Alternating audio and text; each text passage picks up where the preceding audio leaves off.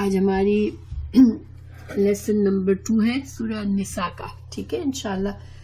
تو ہم شروع کرتے ہیں. نحمد و نصلی علی رسول الکریم اما بعد فاعوذ باللہ من الشیطان الرجیم بسم اللہ الرحمن الرحیم. آیت نمبر 7 سے شروع کرتے ہیں. اعوذ باللہ من الشیطان الرجیم بسم اللہ الرحمن الرحیم. للرجال نصیب مما ترک الوالدان والاقربون وَلِلنِّسَاءِ نَصِيبٌ مِّمَّا تَرَكَ الْوَالِدَانِ وَالْأَقْرَبُونَ مِمَّا قَلَّ مِنْهُ أَوْ كَثُرَ نَصِيبًا مَّفْرُوضًا. ماں باپ اور خویش اور اقارب کے ترکہ میں مردوں کا حصہ بھی ہے اور عورتوں کا بھی. جو ماں باپ اور خویش یعنی کہ بیوی یا شوہر نے چھوڑا ہو، وہ اقارب یا رشتہ داروں قریبی رشتہ داروں نے چھوڑا ہو، خواہ وہ مال کم ہو یا زیادہ، اس میں حصہ مقرر کیا ہوا ہے. اچھا، اس آیت کا ہم پہلے تو یہ دیکھتے ہیں کہ پیچھے سے کیا تعلق ہے. میں نے جیسے کہ بتایا کہ سورہ النساء میں وہ احکامات ہیں جو کہ ایک اسلامی معاشرے کو مضبوط اور صحت مند بنائیں گے کہ آپس کے سب کے تعلقات اچھے ہیں، حقوق و فرائض میں بیلنس ہے، کوئی لوگ ایک دوسرے کے حق تلفی نہیں کر رہے ہیں. اور ایسا معاشرہ جو ہے مضبوط ہوگا، آپس میں تعلقات مضبوط ہوں گے، لوگوں کے دل جڑے ہوئے ہوں گے. اور جب اسلامی معاشرہ ایسا ہوگا تو حکومت کے لیول پر بھی ایک مسلمان جو ہے وہ مضبوط قوم ہوگی، کیونکہ اس کے معاشرے میں کے افراد ایک دوسرے سے خوش ہوں گے اور معاشرے سے قوم بنتی ہے. تو چونکہ پیچھے سورہ آل عمران سے ہی یہ ٹاپک چل رہا ہے کہ مسلمانوں کو مضبوط قوم بننا ہے دشمنوں کے اسلام کے دشمنوں کے خلاف، تاکہ اسلام کو غلبہ حاصل ہو، اللہ کا دین دنیا میں رائج ہو سکے اور انصاف سے لوگوں میں انصاف اور عدل ہو. تو یہ سارے احکامات جو ہمیں سورہ النساء میں بتائے جا رہے ہیں وہ ایسے احکامات ہیں جو کہ ہمیں ہمارے اندر کی ان برائیوں کو دور کرنے والے ہیں جس کے ذریعے لوگوں کی حق تلفی ہوتی ہے اور آپس میں تعلقات خراب ہوتے ہیں اور معاشرہ جو ہے کمزور ہوتا ہے. تو پہلے ہمیں یہ بتایا اللہ سبحانہ تعالیٰ نے کہ تمام انسان جو ہے وہ ایک ماں باپ سے ان کا سلسلہ نسل چلا ہے. تو پھر رشتوں کی اہمیت بتائی کہ رشتے جو ہیں وہ اللہ سبحانہ تعالیٰ کے رحم، جس طرح اللہ کے سے حقوق، اللہ کے تقوی اور جسے اللہ سے کا ڈر انسان کو ضروری ہے، اسی طرح جو رحم کے رشتے ہیں ان کا لحاظ بھی ضروری ہے، کیونکہ اللہ سبحانہ تعالیٰ نے اس کو خود اہمیت دی ہے. اور اس کے بارے میں کئی ہمیں احادیث سے اور قرآن میں ہمیں ترغیب دی ہے کہ رشتوں کی حفاظت کریں ہم اور رشتوں کو مضبوط بنائیں. تو مضبوط بنانے کی ایک وجہ یہی ہو سکتی ہے، ایک طریقہ کہ کوئی کسی کی حق تلفی نہ کرے. تو یتیم جو ہے وہ سب سے کمزور طبقہ ہوتا ہے کسی بھی معاشرے کا، کیونکہ ایک بچہ اور یتیم اس وقت تک یتیم کہلاتا ہے جب تک کہ وہ ابھی بلوغت کو نہیں پہنچا. تو ایک بچہ معصوم ہوتا ہے بلوغت سے پہلے، اس کو اتنی سمجھ نہیں ہوتی ہے اور اس کے ساتھ کوئی بھی زیادتی کر سکتا ہے. اس لیے اللہ سبحانہ تعالیٰ نے بہت زیادہ زور دیا ہے کہ یتیم کے ساتھ اچھے معاملے کرنے کے لیے اور یتیم کے ساتھ کے مال کی بھی حفاظت کرنے کے لیے، جو ہم نے پیچھے کچھ پڑھا ہے، ابھی بھی آئیں گی اور بھی انشاءاللہ یتیم کے مال کے بارے میں. تو اب دوسرا جو مسئلہ جو ہوتا ہے جس سے خاندانوں میں جھگڑے فساد ہوتے ہیں وہ ہے کہ انسان کوئی مرتا ہے اور اس کی جو مال چھوڑ کے مرتا ہے اس مال کے بارے میں خاندان میں جھگڑے ہو جاتے ہیں اور لوگوں کے تعلقات خراب ہو جاتے ہیں. اس لیے اللہ سبحانہ تعالیٰ نے وراثت کا قانون ہمیں دیا، جس کے ذریعے اللہ سبحانہ تعالیٰ نے خود ہی ہمیں بتا دیا کہ حصے مقرر کر دیے. وہ مرنے والا جو ہے وہ اپنے پورے مال کو اپنی مرضی سے نہیں تقسیم کر سکتا کہ مجھے یہ بیٹا پسند ہے تو میں اس کو دے کے مر رہا ہوں، یا میرے فلاں رشتہ دار سے مجھے زیادہ محبت ہے تو میں اس کو اپنا مال دینا چاہ رہا ہوں، یا میں چیریٹی میں سارا مال دینا چاہ رہا ہوں. نہیں، اللہ سبحانہ تعالیٰ جب انسان مرتا ہے، دنیا سے رخصت ہوتا ہے، تو اس کے مال پہ اب اس کا حق نہیں ہوتا. ہاں، اللہ نے ہمیں وصیت کرنے کے لیے ہمیں گنجائش رکھی ہے کہ اگر ایک سپوز مثال کے طور پر اگر انسان کے پاس $300 ہے، ٹھیک ہے، تو 300 میں سے $100 میکسیمم جو ہے وہ مرنے والا اس کی وصیت کر سکتا ہے کہ میرے اس مال کو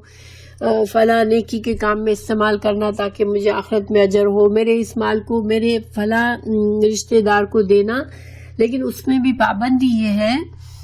کہ اس مال میں وہ ان لوگوں کو نہ دے جن کا حصہ اللہ نے مقرر کیا، اور باقی جو مال ہے وصیت کے علاوہ کا مال ہے اس کی تقسیم اسی طرح ہوگی جس طرح اللہ نے حصے مقرر کیے ہیں. اس کو ہم اپنی طرف سے تبدیل نہیں کوئی بھی کر سکتا. ایون مرنے والا بھی اپنے مال یہ نہیں سوچے کہ میرا مال ہے میں جس کو چاہوں دوں، نہیں، یہ اب مال اس کا نہیں ہے، یہ اب ورثہ کا آٹومیٹک مال ہو جاتا ہے جن کے اللہ نے حصے مقرر کیے ہیں. ٹھیک ہے، تو یہ آیات جو ہے اب انشاءاللہ ہمیں مال کے بارے میں ہمیں احکامات دے گی کہ مرنے والے کے مال کے ساتھ کیا کیا جائے گا. تو اللہ تعالیٰ فرما رہے ہیں اس آیت میں للرجال، مردوں کے لیے، نصیب، ایک حصہ ہے، مما، اس میں سے جو ترکا چھوڑ جائیں، الوالدان، والدین، والاقربون، اور وہ رشتہ دار جو کہ جن کا یہ وارث بن سکتا ہے، وللنساء، اور عورتوں کے لیے، نصیب، ایک حصہ ہے، مما، اس میں سے جو ترکا چھوڑ جائیں، الوالدان، والدین، والاقربون، اور رشتہ دار، مما، اس میں سے جو قلّا، چاہے وہ وراثت کا مال تھوڑا سا ہو، مرنے والے کے پاس بہت بڑی دولت نہ ہو، چاہے تھوڑا سا بھی ہو، منہ او کثر، اور یا زیادہ ہو، یعنی کہ کوئی یہ نہ بہانہ بنائے کہ اب اس کا مال تو اتنا کم ہے تو وہ اپنی مرضی سے ہی خرچ کر دے. نہیں، مال چاہے تھوڑا ہوگا مرنے والے کا، چاہے زیادہ ہوگا، قانون وراثت اس کے اوپر اسی طرح لاگو ہوگا جس طرح سے اللہ سبحانہ تعالیٰ نے جس طرح سے بتا دیا، اسی طرح وہ قانون کا پابند ہوگا. نصیباً، حصہ ہے، مفروضہ، مقرر کیا ہوا، اللہ نے خود مقرر کیا ہے اسے. تو دیکھیں، اسلام سے پہلے کیا ہوتا تھا؟ اسلام سے پہلے یہ ہوتا تھا کہ جب کوئی آدمی مرتا تھا تو اگر اس کے بڑے بیٹے ہوتے تھے جو کہ جنگ کرنے کے قابل ہوتے تھے تو وہ سارا مال لے جاتے تھے. اگر کوئی بچہ بڑا نہیں ہے، سب بچے چھوٹے ہیں اور بیوی ہے تو بیوی اور بچوں کو کچھ نہیں ملتا تھا. اس آدمی کے بھائی اور قریبی بڑے رشتہ دار جو کہ جن کے تحفظ میں اب یہ خاندان آ گیا، یہ ماں بچے آ گئے، تو وہ آدمی جو ان کی اب ان کا چاچا ہے، بچوں کا چاچا ہے یا دادا ہے یا جو کوئی بھی ہے، وہ سارا مال لے لیتا تھا. ٹھیک ہے، کہ اور ان کی وجہ کیا بتاتے تھے کہ چونکہ ہم جو ہیں وہ دفاع کرتے ہیں، ان کا اب ان کا دفاع کرنے والا اس دنیا میں نہیں ہے. اور چونکہ پہلے زمانے میں خاندان ہی کسی انسان کے دفاع کا ذریعہ ہوتا تھا، اسی لیے خاندانوں میں بہت زیادہ جڑ کے رہنا پڑتا تھا، کیونکہ خاندان سے باہر ایک انسان کی کوئی حیثیت نہیں ہوتی تھی. اسے کوئی بھی انسان پکڑ کر غلام بنا کر بیچ دے سکتا تھا، اس کی سارے چیزیں اس کی لے سکتا تھا، اس کو لوٹ مار کر سکتا تھا. تو اس وجہ سے لوگوں کی سیفٹی اسی میں ہوتی تھی کہ لوگ اپنے خاندان سے جڑے رہے. اور یہی وجہ ہے کہ عربوں میں نسل کو بہت اہمیت دی جاتی تھی. لوگ اپنے کئی پیچھے باپ دادا سے دادا پر دادا کئی نسلوں تک وہ یاد رکھتے تھے کہ ان کی نسل کیا ہے اور کس خاندان سے ان کا تعلق ہے، کیونکہ خاندان جو ہے وہ ان کا پروٹیکشن ہوتا تھا کہ میرے پیچھے یہ خاندان ہے، اگر تم میرے ساتھ زیادتی کرو گے تو میرا پورا خاندان میری دفاع کرے گا. اور ہوتا بھی یہی تھا کہ اگر کسی انسان کو کسی اور قبیلے کے آدمی نے مار ڈالا تو پھر اس جس کو مارا گیا اس کا پورا قبیلہ جو ہے وہ اس آدمی کے قبیلے سے اور اس آدمی سے بدلہ لیتا تھا جس نے اس کو مارا ہے. تو یہی ان وجوہات کی وجہ سے قانون ایسا بنا ہوا تھا کہ مرنے والے کے بیوی بچے چاہے بچے چھوٹے ہیں تو اب وہ بیچارے بالکل سے محروم ہو جاتے تھے. اللہ سبحانہ تعالیٰ نے اور یہ زیادتی ہوتی تھی. ظاہری بات ہے ہر انسان کی نیت اچھی نہیں ہوتی ہے. جب سارا مال ہی چاچا نے لے لیا تو اب اس کو کیا فرق پڑتا ہے کہ وہ بیوی اور بچے جو ہیں وہ مرنے والے کے بیوی بچے اس کے رحم و کرم پر ہو جاتے ہیں کہ اب وہ جو چاہے ان کے ساتھ کرے. اس لیے اللہ سبحانہ تعالیٰ نے اس ظلم کو ختم کیا, وراثت کے قانون دیے. اب وراثت کے قانون میں اللہ سبحانہ تعالیٰ نے سب سے پہلے یہ بات بتائی کہ مردوں کا حصہ, جیسے بہن بھائی ہیں تو بھائیوں کا حصہ جو ہے, اور بیٹا بیٹی ہے تو بیٹے کا حصہ جو ہے وہ دگنا ہوگا بیٹی سے. یعنی عورت جو ہے اس کا حصہ آدھا ہے مرد سے. تو کیوں کیا یہ زیادتی ہے؟ کیا عورت کے ساتھ زیادتی ہے؟ نہیں ہے, عورت کے ساتھ زیادتی نہیں ہے, کیونکہ اللہ سبحانہ تعالیٰ نے عورتوں کے ساتھ بہت کرم کیا ہے. عورتوں کو اللہ سبحانہ تعالیٰ نے ذمہ داری, فائنانس کی ذمہ داری نہیں رکھی ہے. اگر شوہر ہے تو وہ بیوی کے اخراجات کا ذمہ دار ہے. شوہر پر فرض ہے کہ وہ محنت کرے, کمائے اور بیوی بچوں کے اخراجات کو پورا کرے. بیوی کے اوپر کوئی پابندی نہیں ہے کہ وہ جاب کرے نہ کرے یا شوہر کے ساتھ گھر کے خرچوں میں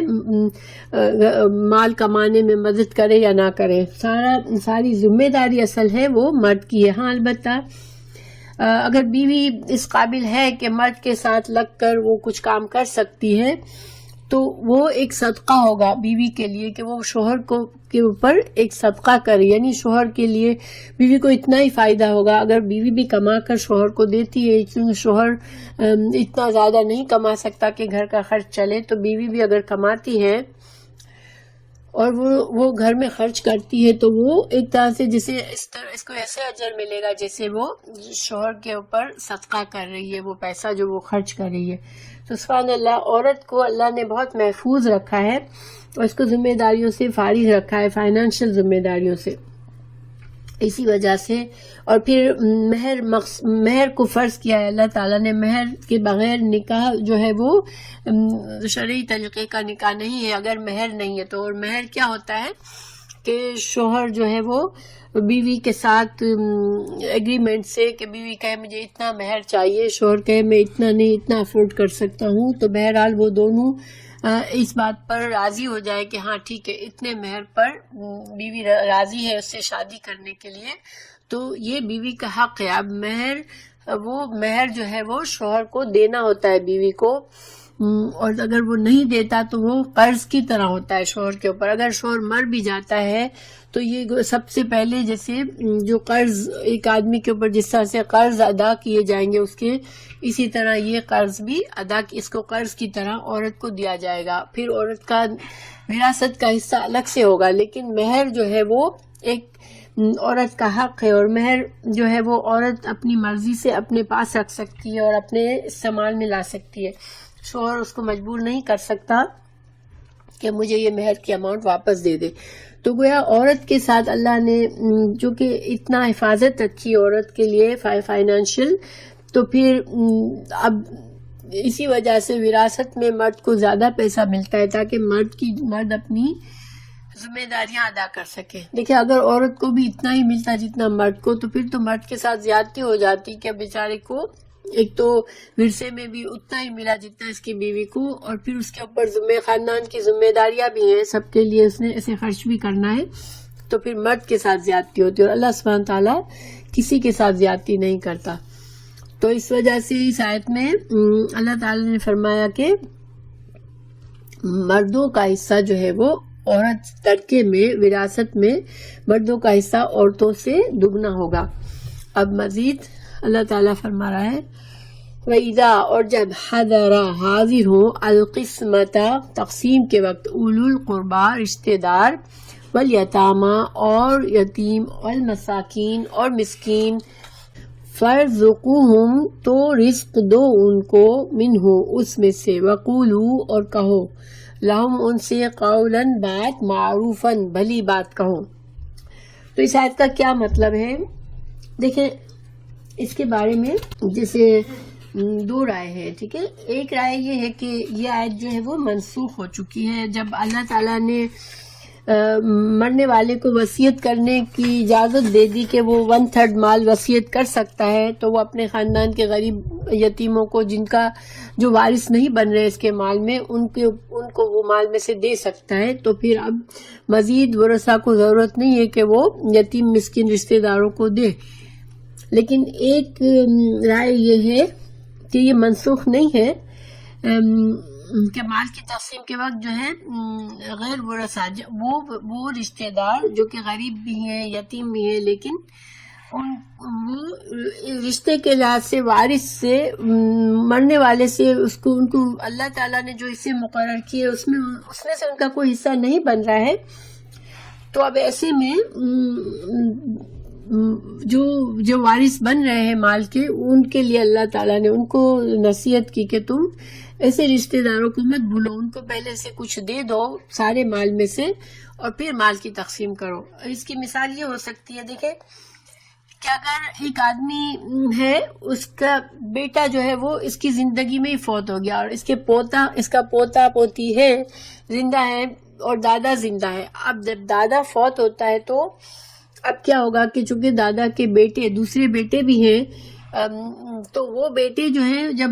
زندہ ہوتے ہیں تو پھر پوتے پوتی کو کوئی وراثت نہیں ملتی دادا سے،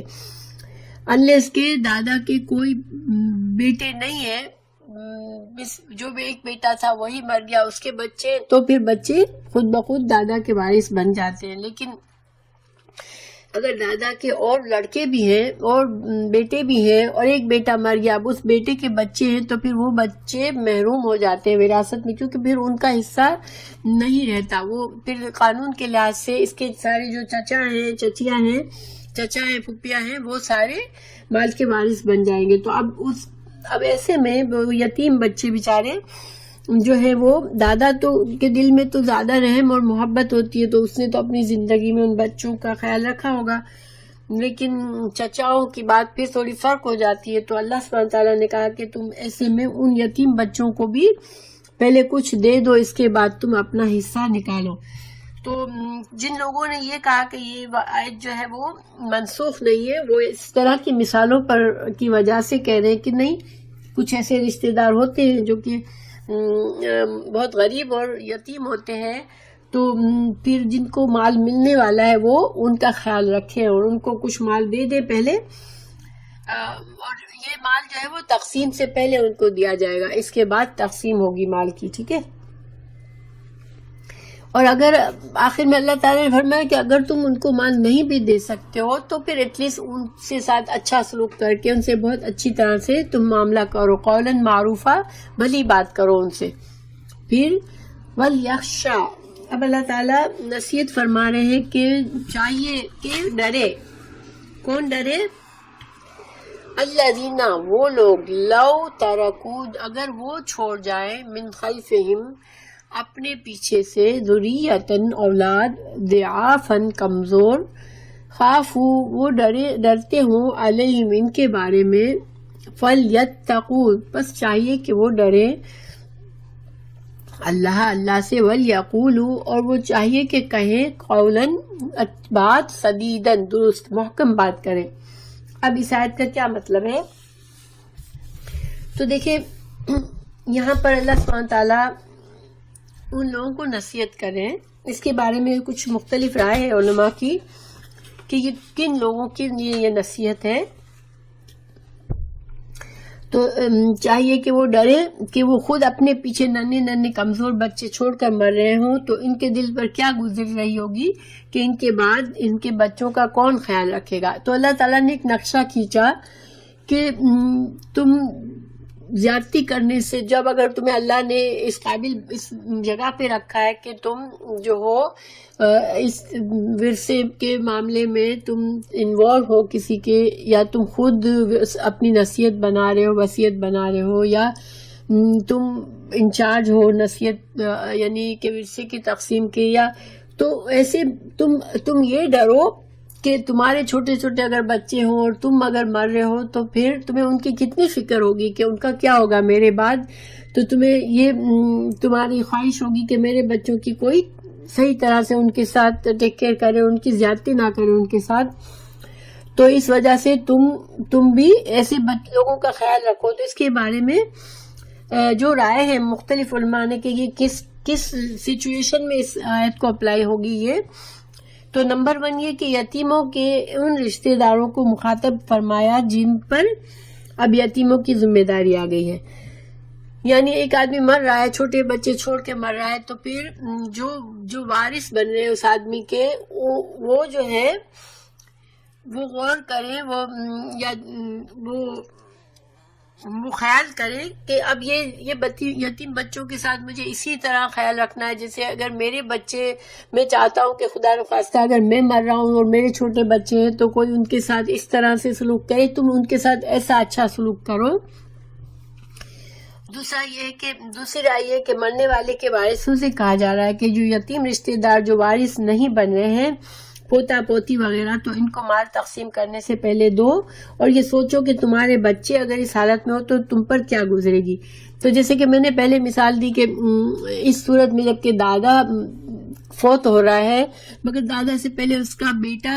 ایک بیٹا فوت ہو چکا ہے، اس کے چھوٹے بچے یتیم ہیں. اب یہ دادا مرے گا تو اس کا جو سارا مال اس کے دوسرے بیٹے لے جائیں گے. تو وہ بیٹوں سے کہا جا رہا ہے کہ تم اپنے بھائی کے یتیم بچوں کے بارے میں مت بھول جانا کہ ان بچوں کو جو ہے تم ان کے ساتھ اچھا سلوک کرو، ان کو دو کچھ، ان کے ساتھ سدیدہ محکم بات کرو، دوست فیر بات کرو، کیونکہ تم اس بات کو نظر میں رکھو کہ تم کیسا چاہو گے اپنے بچوں کے ساتھ، تم اس طرح سے سلوک کرو اس کے ساتھ، ان بچوں کے ساتھ. یا پھر اس آیت میں خود مرنے والے سے کہا جا رہا ہے کہ اپنی موت کے وقت اپنے ورثہ کو چھوڑ کر بہت زیادہ مال کی وصیت کر کے ورثہ کو غریب نہ کر دے. یعنی کہ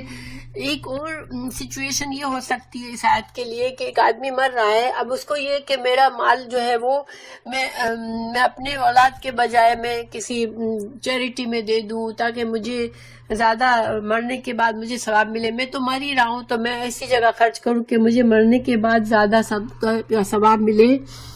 یا اس کو اپنی اولاد سے زیادہ کسی اور سے محبت ہو تو وہ اس کو زیادہ دینا چاہے. تو ایسے شخص سے کہا جا رہا ہے کہ تم اپنی اولاد اور اپنے جو تمہارے وارث بن رہے ہیں تم ان کے بارے میں سوچو اور تم ان کے ساتھ زیادتی نہ کرو کسی وصیت کرتے وقت کہ زیادہ سے زیادہ مال کی وصیت کر دو اور ان کو کچھ زیادہ نہ ملے.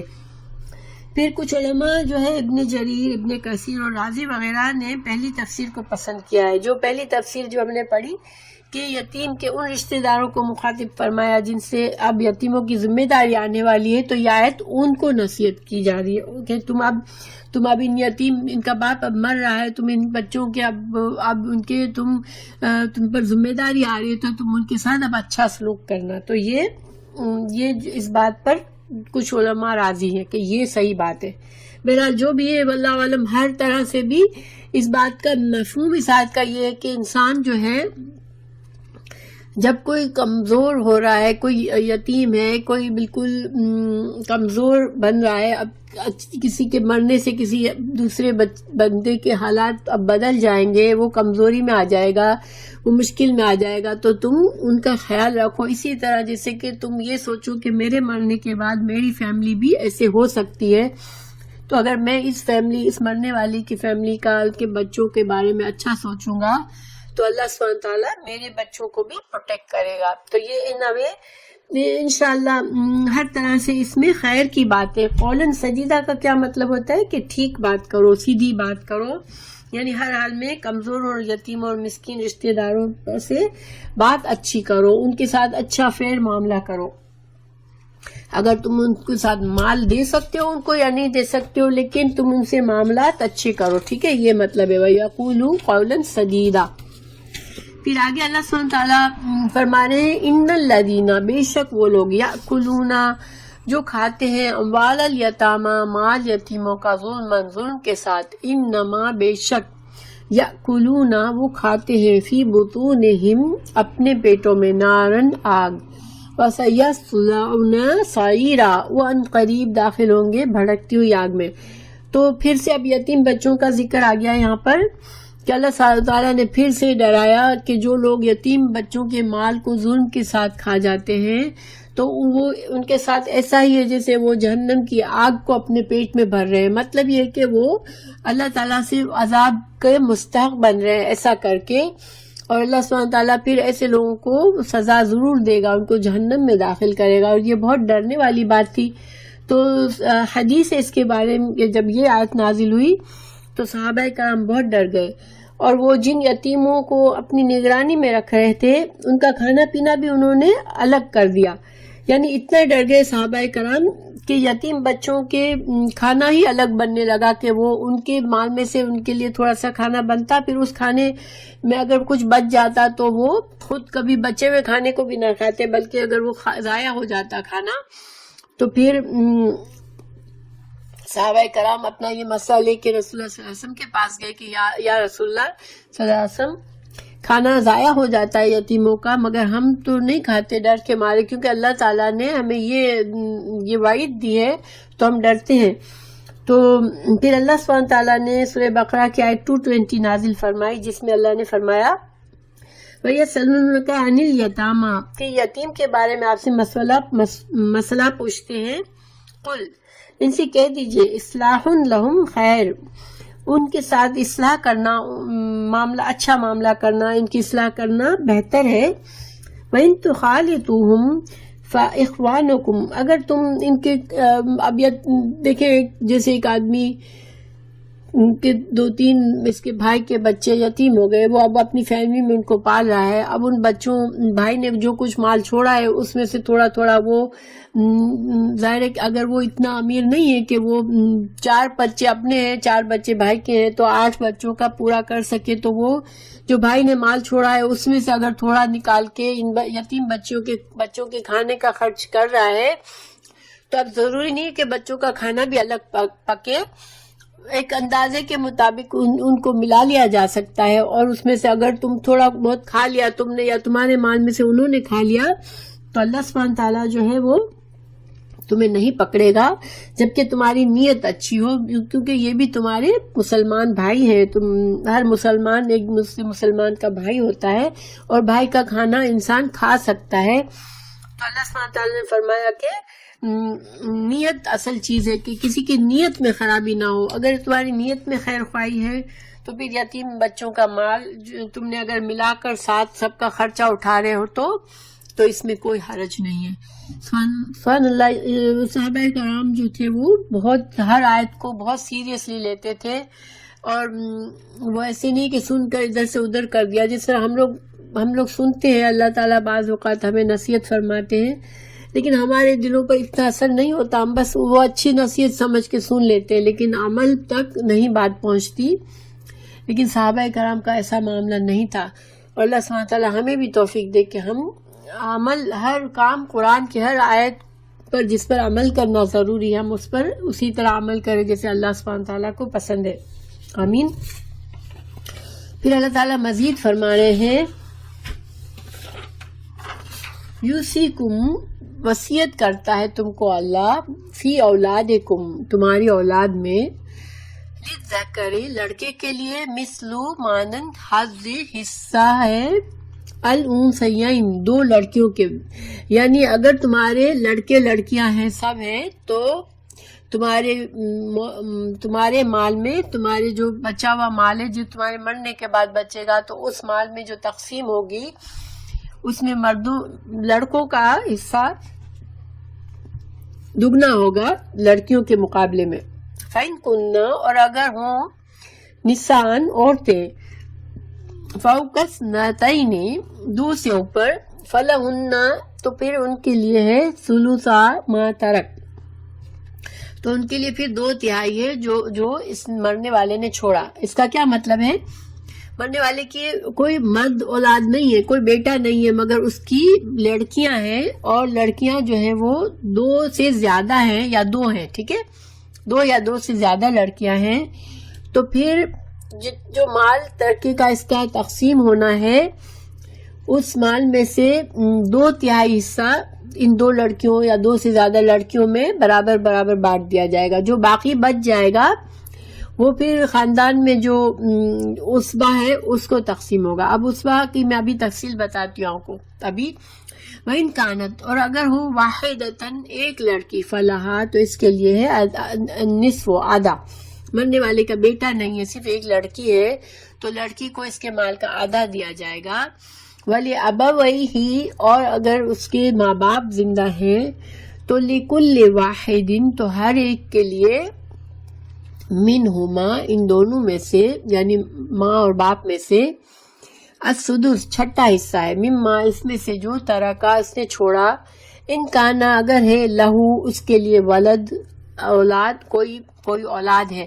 یعنی اگر مرنے والے کی اولاد بھی ہے اور مرنے والے کے ماں باپ بھی زندہ ہے تو کیا ہوگا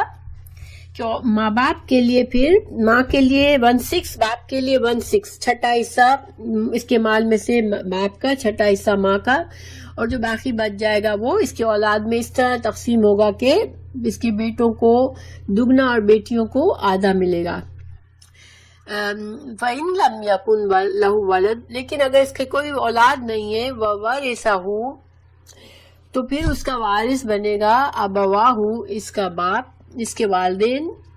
فَلِأُمِّهِ تو اس کی ماں کے لیے ثلث تیسرا حصہ ہے.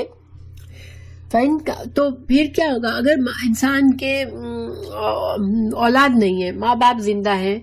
مرنے والے کے مگر اولاد نہیں ہے تو کیا ہوگا ماں کو 1/3 ملے گا اور باپ باقی کا حصہ لے جائے گا.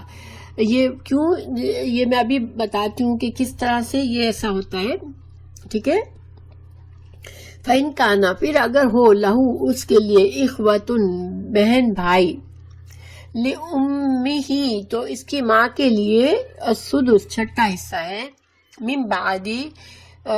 بعد وصیتن جو وصیت اس مرنے والے نے کی ہو اس وصیت کو پورا کرنے کے بعد یوسی بہا جو اس نے کی ہے او دین یا پھر مرنے والے پر کوئی قرض ہے تو قرض کی ادائیگی پہلے ہوگی. اچھا اب اس آیت کو ہم کیسے سمجھیں. دیکھیں جیسے میں نے کہا کہ اللہ تعالیٰ نے کچھ حصے مقرر کیے ہیں تو اللہ تعالیٰ نے 3 طرح کے وارث ہوتے ہیں. ٹھیک ہے پہلے یہ سمجھ لیں. ایک ہوتے ہیں اصحاب الفرائض. اصحاب الفرائض کون ہوتے ہیں جن کا اللہ نے مخصوص حصہ بنایا ہے جیسے 1/3 آدھا حصہ 1/6 یہ سارے جن لوگوں کے اللہ نے مخصوص حصہ بنا دیا کہ مال کا چھٹا حصہ اس کو دے دو مال کا 8واں حصہ اس کو دے دو مال کا 2nd حصہ آدھا حصہ اس کو دے دو. یہ سارے جن لوگوں کے اللہ نے خود سے حصے بتائے ان کو اصحاب الفروض یعنی حصے والے لوگ جن کو اللہ نے حصے خود بنا دیے وہ ہوتے ہیں. ایک ہوتا ہے عصبہ. عصبہ وہ ہوتا ہے جو کہ جن لوگوں کے مخصوص حصے ان کو مال مل جانے کے بعد جو مال بچتا ہے وہ عصبہ کو جاتا ہے. ٹھیک ہے. اب عصبہ کون لوگ ہوتے ہیں اور اصحاب الفرائض کون ہوتے ہیں یہ آپ لوگوں کو میں سمجھا دوں تھوڑا سا. ٹھیک ہے. پہلے اصحاب الفرائض کو دیکھ لیتے ہیں کہ کون ہوتے ہیں. تو اصحاب الفرائض جو ہوتے ہیں 2 طرح سے بنتے ہیں. ایک جو ہو نسب کی وجہ سے نسب کو سمجھتے ہیں نا آپ یعنی کہ باپ سے بیٹا بیٹیاں بہنیں یہ نسب ہے. لیکن ایک ہوتی ہے سبب کی وجہ سے. سبب کیا ہے نکاح. جیسے نکاح سے شوہر اور بیوی ایک دوسرے کے وارث بنتے ہیں وہ سببی وارث ہوتے ہیں وہ نسبی وارث نہیں ہوتے. اور جو خون کے رشتے سے بنتے ہیں وہ نسب سے وارث بنتے ہیں. تو اصحاب الفرائض میں کون لوگ آتے ہیں. اصحاب الفرائض میں ایک تو خاوند شوہر ہوتا ہے پھر بیوی ہوتی ہے. ٹھیک ہے. پھر نسب میں والدہ ہوتی ہے والدہ کا حصہ مخصوص ہے والد کا حصہ مخصوص ہے نانی یا دادی کا حصہ مخصوص ہے دادا کا حقیقی بیٹا ہو حقیقی بیٹی ہو پوتا ہو پوتی ہو ماں کی طرف سے بھائی ہو یعنی باپ تو الگ الگ ہو لیکن ماں ایک ہو تو وہ بہن بھائی بھی ان کے بھی حصے مخصوص ہیں. اور اب جو عصبہ بنتے ہیں عصبہ وہ کون ہوتے ہیں؟ عصبہ جو ہے کسی میت کے ترکے تقسیم میں اصحاب الفرائض کے بعد مندرجہ ذیل عصبات ہوتے ہیں. بیٹا عصبہ بنتا ہے، ٹھیک ہے، پوتا عصبہ بنتا ہے، باپ عصبہ بن سکتا ہے، دادا عصبہ بن سکتا ہے، یا باپ کی جانب سے کوئی قریبی رشتہ دار یعنی کہ چاچا وغیرہ عصبہ بن سکتے ہیں. تو اب تقسیم جب ہوتی ہے تو اس طرح سے ہوتی ہے کہ جو اللہ سبحانہ تعالیٰ نے کچھ لوگوں کسی مرنے والے کے جیسے کچھ رشتہ دار ایسے ہیں جن کے اللہ نے فرض کیے ہوئے حصے ہیں، ان کے حقدار ہیں، اور کچھ ایسے ہیں جو کہ حصے نہیں فرض کیے اللہ نے مگر وہ عصبہ بنتے ہیں. تو قانون یہ ہے کہ جب کوئی آدمی مرتا ہے تو سب سے پہلے یہ دیکھا جاتا ہے کہ اس انسان کے اوپر کوئی قرضہ ہے یا نہیں، ٹھیک ہے. سب سے پہلا حق میت پر یہ ہوتا ہے کہ اس کے لیے دفن کفن کے لیے پیسہ ہے کہ نہیں. وہ پھر وہ پیسہ نکال کے اس کی تدفین اور تخفین کی جاتی ہے کہ اس کو مرنے کے بعد جو بھی اس کے لیے انتظامات کرنے ہیں اس کا پیسہ نکالا جاتا ہے سب سے پہلے. پھر اگر میت پر کوئی قرضہ ہوتا ہے تو وہ قرضہ ادا کیا جاتا ہے. پہلے کسی حصے کو حصہ دینے سے پہلے قرض ادا کرنا ضروری ہے، کیونکہ قرض ایسی چیز ہے کہ وہ انسان کے مرنے سے معاف نہیں ہو جاتا. اور اگر ایک انسان قرض ہے اس کے اوپر اور قرضے کے ساتھ مر گیا اور قرضہ کبھی ادا نہیں ہوا تو قیامت کے دن اس کے حساب میں سے جس سے اس نے قرضہ لیا ہوگا اس کو پھر اس کو دینا پڑے گا، اپنے نیکیوں میں سے دینا پڑے گا، کیونکہ قرض جو ہے یہ مرنے سے ختم نہیں ہو جاتا. اسی لیے وارثوں کو یہ بتایا اللہ تعالیٰ نے کہ مرنے والے کے مال میں سے اس کا قرضہ جو ہے وہ پہلے ادا کرو. حالانکہ اگر مثال کے طور پر ایک آدمی کا کوئی اور کچھ کرنے والا نہیں ہے، اس کے چھوٹے بچے ہیں، اب آدمی کے اوپر قرضہ تھا اور تھوڑا مال چھوڑ کے گیا ہے، تو اب اس کے بیوی اور دوسرے رشتہ دار یہ سوچے کہ بھئی اب فیملی کا کوئی ٹیک کیئر کرنے والا نہیں ہے تو اب قرض داروں کو چھوڑو، ہم بھی تو ضرورت مند ہیں. نہیں، ہر صورت میں پہلے قرضہ ادا ہوگا. چاہے اگر قرض دار کہیں کہ ہاں کوئی بات نہیں، آپ لوگ کا کوئی اور کرنے والا نہیں ہے، میں قرض معاف کرتا ہوں، تو ٹھیک ہے. اور وہ اگر ایکسٹریم سچویشن میں اگر انسان کہ فیملی کا کوئی ٹیک کیئر کرنے والا نہیں ہے اور قرض داروں سے کہا جائے کہ تم دیکھو اس کی یہ سچویشن ہے، تم اگر قرض معاف کر دو تو وہ قرضہ معاف کر دے اگر خوشی سے، تو پھر فیملی کے لیے پیسہ رکھا جا سکتا ہے، ورنہ پہلے قرض ادا کرنا مسٹ ہے، کیونکہ یہ مرنے والے کے اوپر ایک بوجھ ہے، اس کی ذمہ داری ہے. اور آپ صلی اللہ علیہ وسلم جب کسی کی اپنی زندگی میں جب کسی کی موت ہوتی تو نماز جنازہ پڑھانے سے پہلے پوچھتے تھے کیا اس کے اوپر قرض ہے. اگر قرض ہوتا تھا تو پھر آپ صلی اللہ علیہ وسلم نہیں پڑھاتے تھے نماز، اور آپ یہ ایڈوائز کرتے تھے کہ پہلے اس کے قرض کا انتظام کر لو، کہ اور کوئی اور اس کی دفن کا اس کی اور نماز پڑھا دیتا تھا، اور اس کے ورثہ جو ہے وہ اس کے قرض کی ادائیگی کی فکر کرتے تھے پہلے، اس کے بعد جو ہے مال کو تقسیم کیا جاتا تھا. تو قرض جو ہے وہ بہت اہم چیز ہے، یہ خود سے معاف نہیں ہوتا، جبکہ قرض دینے والا خود معاف کرے تو معاف ہو سکتا ہے. تو اور پھر قرض بھی ادا کر دیا، میت کی کفن دفن کا بھی سامان ہو گیا.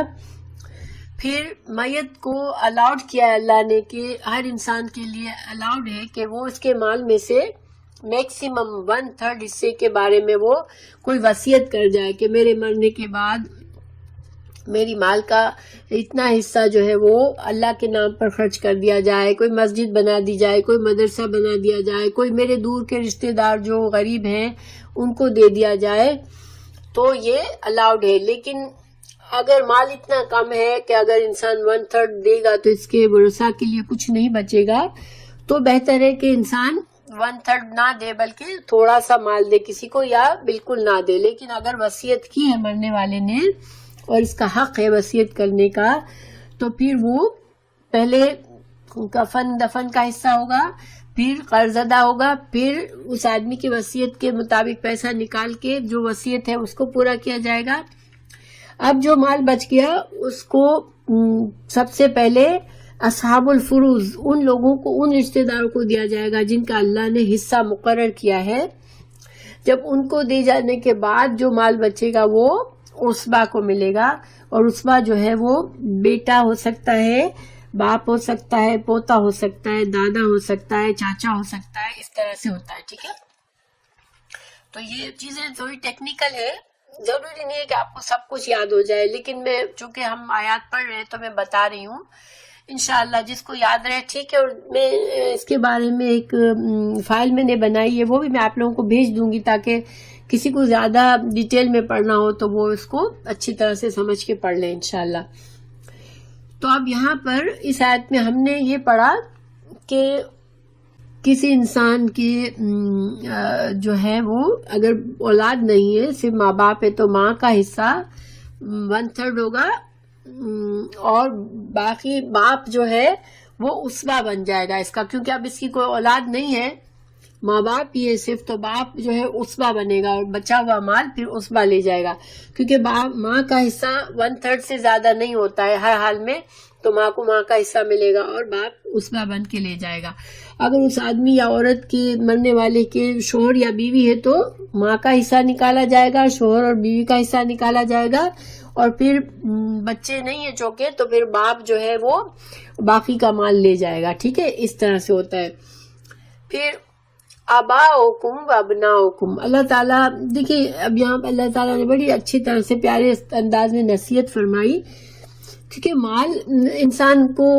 دیتے ہوئے جن لوگوں سے خاص طور سے بہت دلی لگاؤ نہیں ہوتا، تو انسان کو یہ ہوتا ہے کہ میرا مال اس کے پاس جائے جس سے مجھے محبت ہے. ٹھیک ہے، تو وہ بعض اوقات اللہ کے قانون کو توڑتا ہے کہ نہیں، میرے فلاں بیٹے نے مجھے زیادہ خدمت کی ہے، مجھے اس سے زیادہ پیار ہے، میں اس کو زیادہ دے دوں. تو اللہ تعالیٰ یہاں سمجھا رہے ہیں کہ تمہارے باپ دادا اور ابناؤکم اور تمہارے بیٹے، لا تدرون، تم نہیں جانتے ہو، ایہم، ان میں سے کون، اقرب، زیادہ قریب ہے، لکم، تمہارے لیے، نفعا، نفع میں. تو اللہ تعالیٰ سمجھا رہے ہیں کہ تم اس قانون کو اپنے ہاتھ میں مت لو، کیونکہ تمہیں پتہ نہیں ہے کہ تمہارے آخرت کے نفع کے لیے، بھلائی کے لیے تمہارا کون سا رشتہ دار تمہارے لیے زیادہ نفع بخش ہے. ہو سکتا ہے جس کو تم سمجھتے تھے، جس بیٹے کو کہ اس میں کوئی اچھائی نہیں ہے، وہ بیٹا تمہارے مرنے کے بعد بہت نیک کام کرے اور تمہارے لیے بہت دعائیں کرے، اور جس بیٹے کو تم اچھا سمجھتے ہو وہ تم کو بھول جائے، تمہارے لیے کوئی دعا نہ کرے. تو یہ اللہ ہی جانتا ہے، اس لیے تم اپنے ہاتھ میں اللہ کے قانون کو توڑ کر تم گنہگار مت بنو. ٹھیک ہے، یہ مطلب ہے اس کا. فریضہ ہے، ادا کرنا ہے، من اللہ، اللہ کی طرف سے، یعنی اللہ نے یہ جو قانون وراثت دیا ہے یہ کوئی معمولی بات نہیں ہے، یہ تم پر فرض ہے اس کو فالو کرنا. تو تم اس فرض میں کچھ اپنی مرضی مت چلاؤ اور تم گنہگار مت بن جاؤ، کیونکہ اللہ نے جن چیزوں کو فرض کیا ہے اگر انسان اس کو نہیں مانتا تو وہ اسلام کے دائرے سے خارج ہو جاتا ہے. جیسے ایک تو کوتاہی یا غلطی سے کر دیتا ہے وہ دوسری بات ہے، لیکن ایک انسان کہتا ہے میں نہیں مانتا ہوں، میرا مال ہے، میں اپنی مرضی سے دوں گا اور میں ایسے کوئی حصوں کو نہیں مانتا، تو وہ چاہے وہ مسلمان نمازیں پڑھتا ہو، مسلمان ہو، لیکن چونکہ اللہ کے ایک فرض حکم کا انکاری ہے وہ، تو پھر وہ اس کا ایمان پھر نہیں رہتا، اس کو پھر آخرت کے لیے وہ عذاب کا مستحق بن جاتا ہے.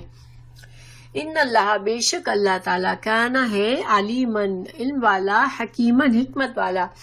کیونکہ اللہ کو تمام علم ہے، اللہ جانتا ہے کہ تمہارے حق میں کیا بہتر ہے، تو تم اپنے مال کو کے بارے میں اپنی مرضی مت چلاؤ، اللہ کے حکم پر چلو. دیکھیے بعض اوقات انسان کو ذرا بھاری بھی ہوتا ہے کہ ہم کیوں ایسا ہو رہا ہے. مثال کے طور پر اگر دیکھیں بیٹی ہے، ضرورت مند بھی ہے، بہت غریب بھی ہے، بیٹا امیر بھی ہے، لیکن بیٹے کو دگنا مال مل رہا ہے، بیٹی کو آدھا مل رہا ہے، تو بیٹی کہے گی کہ یہ کیا بات ہوئی، مجھے زیادہ ضرورت ہے. اس کا دل دکھ ہو سکتا ہے، لیکن جس انسان کے دل میں ایمان ہے تو وہ اللہ کے حکم پر کبھی بھی دل تنگ نہیں کرے گا، کیونکہ اللہ جانتا ہے، ہر چیز کی حکمت اللہ کو معلوم ہے، ہمیں نہیں معلوم. اسی طرح مرنے والے کا دل اس کمزور غریب بیٹی میں زیادہ پھنسا ہوا ہے کہ نہیں، میری بیٹی کے لیے میں ذرا زیادہ سیکیور کر دوں، بیٹا تو کماتا ہے، صحیح ہے، ویل آف ہے. نہیں، مرنے والا اس کسی ایسے رشتہ دار کے لیے کوئی بھی وصیت نہیں کر سکتا کہ اتنا مال اسے دے دو، جس کا حصہ خود اللہ نے مقرر کر دیا ہے، ٹھیک ہے، جس کو خود بخود اللہ کی طرف سے حصہ ملنے والا ہے، اس کو ہم جیسے مثال کے طور پر مرنے والا کہے اچھا میری بیٹی زیادہ ضرورت مند ہے تو میں ایسا کرتا ہوں کہ بیٹی کو اللہ نے تو 1/3 آدھا مال دینے کو کہا ہے اور بیٹے کو دگنا مال دینے کو کہا ہے، تو میں ایسا کرتا ہوں کہ اپنے 1/3 مال کو بھی بیٹی کو دے دیتا ہوں تاکہ بیٹی جو ہے اس کو زیادہ مل جائے۔ نہیں، بیٹی کا حصہ جو اللہ نے فکس کیا ہے تمہیں اس کو وہی دینا ہے۔ وصیت کے مال سے تم صرف ان رشتہ داروں کو دے سکتے ہو جن کا حصہ پہلے سے وراثت میں نہیں ہے مقرر۔ مثال کے طور پر کچھ رشتے ایسے ہوتے ہیں جن کو ورثہ نہیں ملتا، ایک جیسے بیٹی ہے، ایک انسان کی بیٹی تو مر گئی ہے، اب بیٹی کے چھوٹے بچے ہیں، وہ یتیم بچے ہیں، ان کا کوئی کرنے والا نہیں ہے، لیکن چونکہ بیٹی کے بچے خود بخود جو ہے وارث نہیں بنتے، بیٹے کے بچے بنتے ہیں، تو اب کیا کرے وہ شخص وصیت میں اپنی بیٹی کے بچوں کے لیے 1/3 میں سے کچھ دے دے کہ بھئی میری بیٹی جو ہے اس کے بچوں کا کوئی ٹیک کیئر کرنے والا نہیں ہے، تو میں اس وجہ سے ان کو اپنے وصیت کے مال میں سے ان کو جو 1/3 مجھے اللہ نے الاؤ کیا ہے اس میں سے میں ان کو دے دیتا ہوں، تو جائز ہے۔ لیکن اگر انسان کہے کہ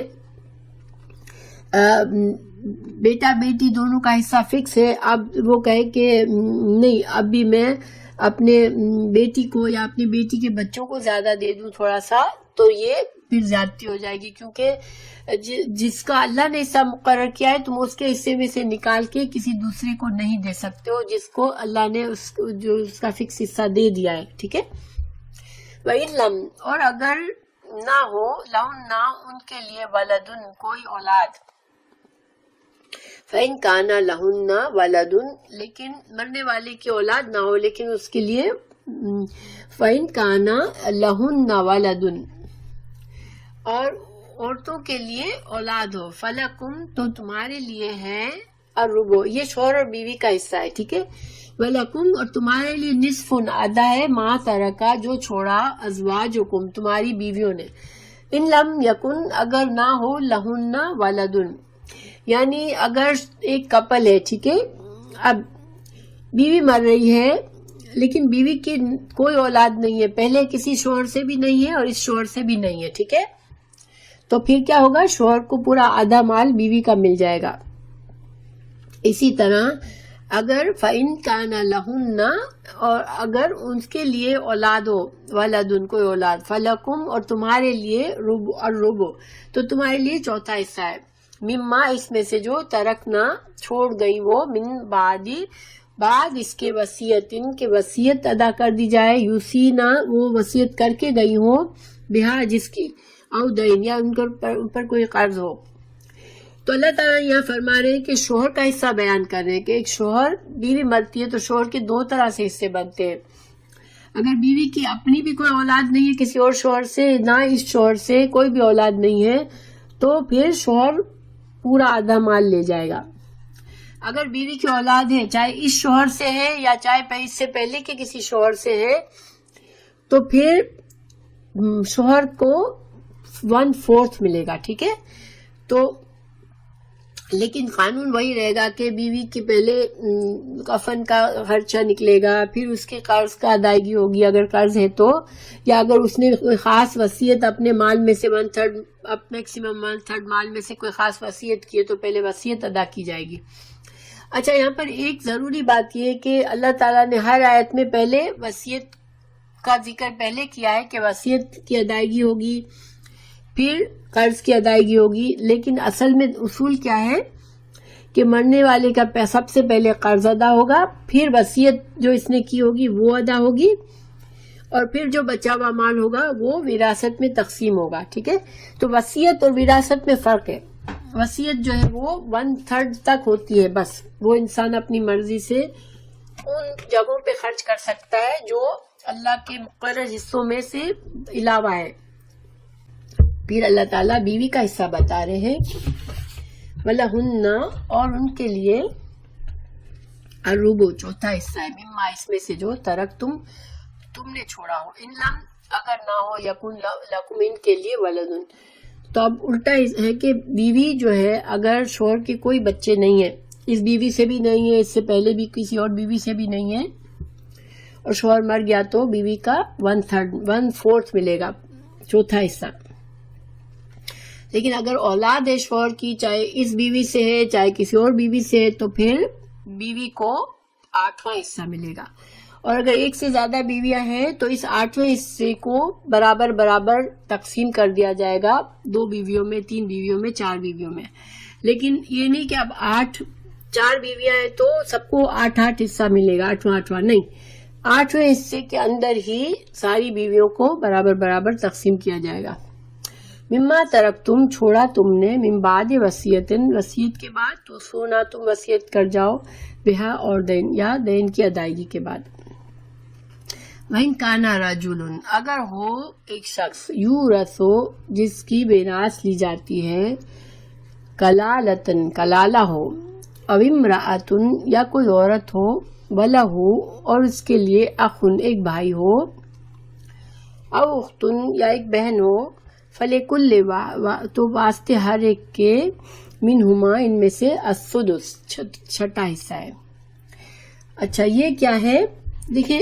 کلالہ کون ہوتا ہے؟ جس کی نہ کوئی اولاد ہوتی ہے، نہ جس کے ماں باپ کی طرف سے کوئی ہوتا ہے، یعنی ماں باپ بھی نہیں ہے، دادا دادی بھی نہیں ہے، اور بیٹا بیٹی بھی نہیں ہے، پوتا پوتی بھی نہیں ہے، تو پھر ایسا شخص کلالہ کہلاتا ہے.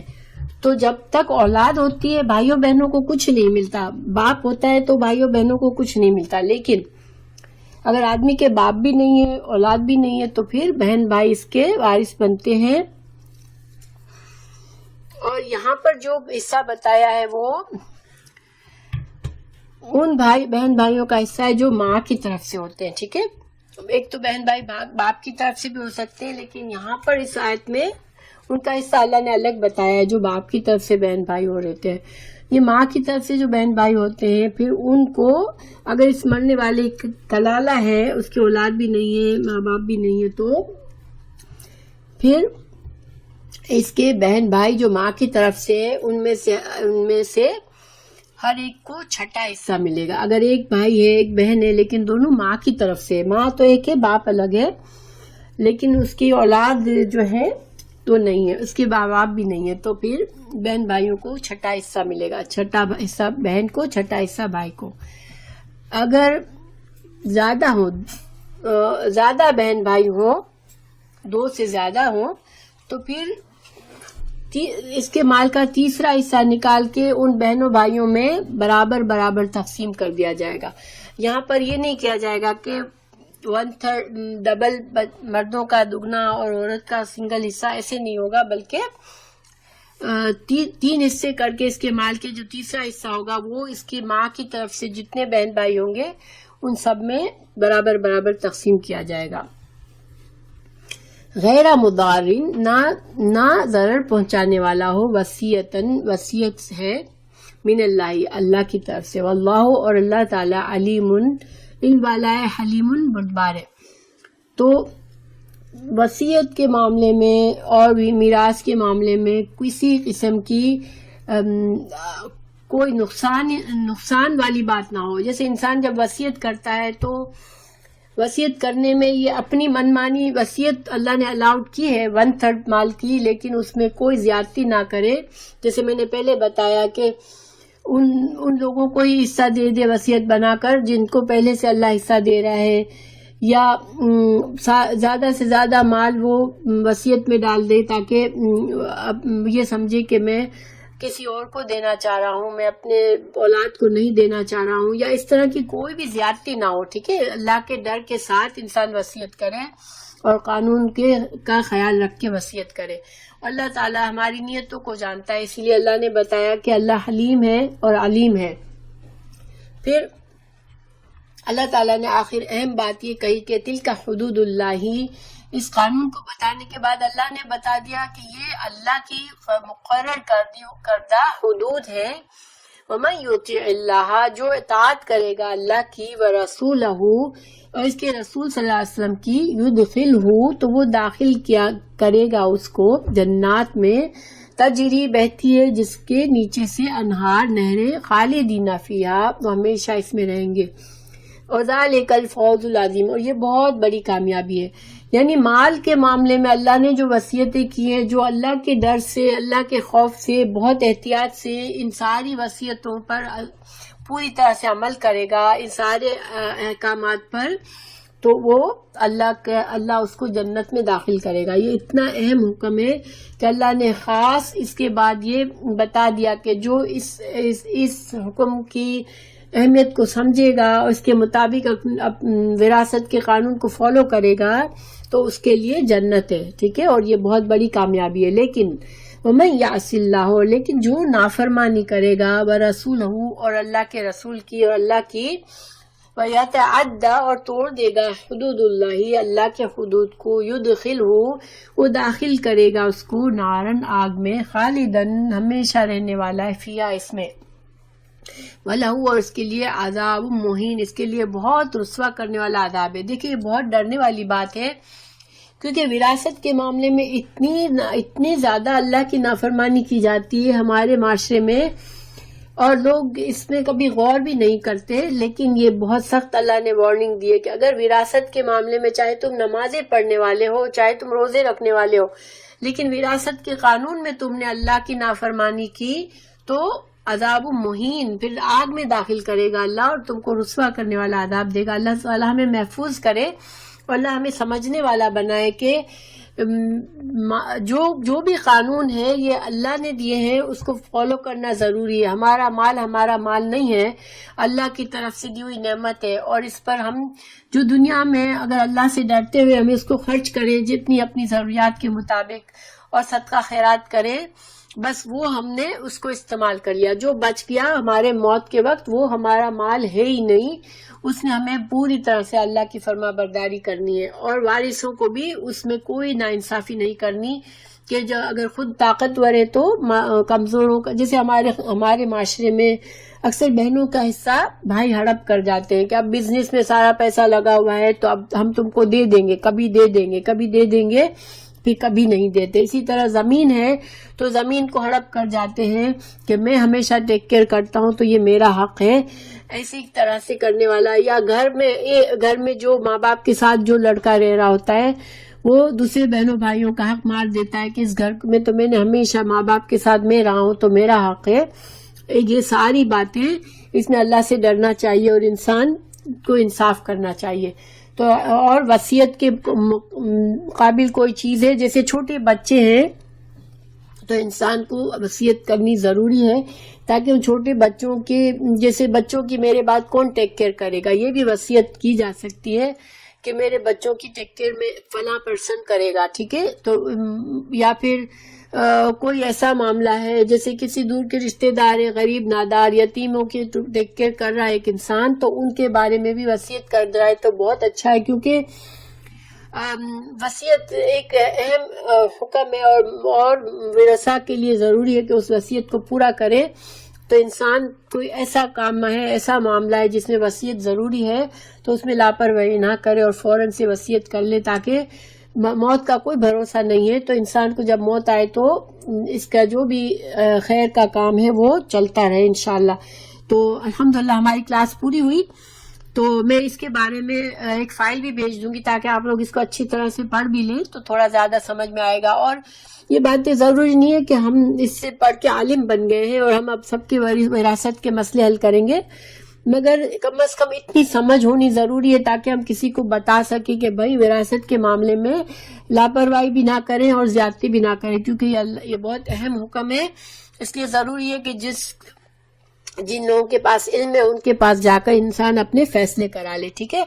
تو انشاءاللہ سبحانک اللہم و بحمدک اشہد ان لا الہ الا انت استغفرک و اتوب الیک۔ السلام علیکم ورحمۃ اللہ وبرکاتہ۔